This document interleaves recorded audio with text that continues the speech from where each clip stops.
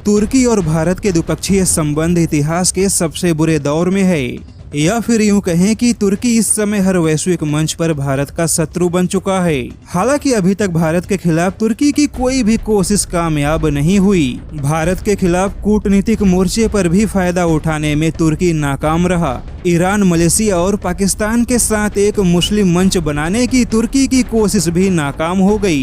यहाँ तक कि तुर्की बहुत तेजी से आर्थिक मोर्चे पर कमजोर हो रहा है। लेकिन फिर भी तुर्की की चालबाजियों को लेकर एक ऐसी खबर सामने आ गई जो यकीनन भारत के लिए न केवल चिंताजनक है बल्कि भारत के लिए सावधान होने का भी सही समय है।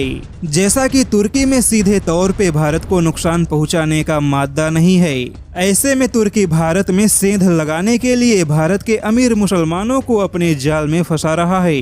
दरअसल खबर कुछ ऐसी है कि अमीर उद्योगपति और पैसे वाले भारतीय मुसलमानों को तुर्की अपने देश में नागरिकता दे रहा है। हालांकि तुर्की की नागरिकता पाने के लिए एक छोटा सा पैमाना तय किया गया है, जिसके तहत भारत के उद्योगपति अमीर मुसलमानों को तुर्की के रियल एस्टेट के क्षेत्र में केवल 4 लाख अमेरिकी डॉलर का निवेश करना होगा, यानी कि भारतीय रुपए में लगभग 3.25 करोड़ में भारत के पैसे वाले मुसलमानों को तुर्की में नागरिकता दी जा रही है।